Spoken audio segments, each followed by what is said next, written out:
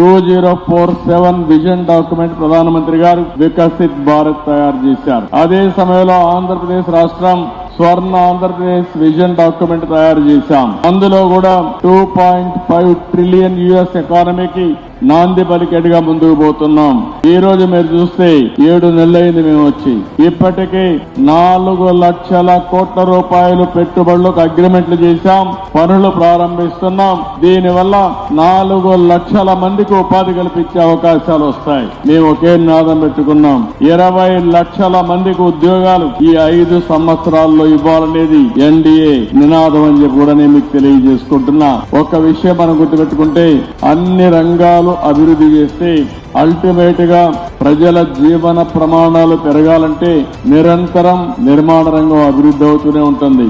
ఒక ఇల్లు కడతాం, డబ్బులు వస్తాయి, మళ్ళా కొట్టేసి ఇంకొక ఇల్లు కట్టే పరిస్థితికి వస్తారు.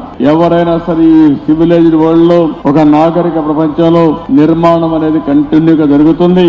ఏ సొసైటీ అయితే బాగా అభివృద్ధి అవుతుందో అక్కడ ఈ డెవలప్మెంట్ అనేది అనునిత్యం కూడా ముందుకు పోయే పరిస్థితి వస్తుంది. అమరావతిగానే అభివృద్ధి అయి ఉంటే ఇప్పటికి ఈ ప్రాంతం అంతా కూడా నిలదొక్కునేది.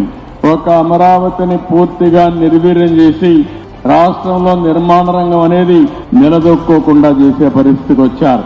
ఎక్కడ చూసినా డెమాలిషన్ చేయడం, భయభ్రాంతులను చేయడం, ఇలాంటి చాలా కార్యక్రమాలు కూడా జరిగాయి. 5 సంవత్సరాలు నేను చూశాను. అన్ని రంగాల కంటే నిర్మాణ రంగం పూర్తిగా దెబ్బతినే పరిస్థితికి వచ్చింది. ఈ రోజు మళ్లీ మీరు చూసినప్పుడు మేము వచ్చిన తర్వాత 7 నెలలు అయింది. బిల్డ్ ఏపీ అనే నినాదంతో ఈ రోజు మనం అందరం ముందుకు పోతున్నాం.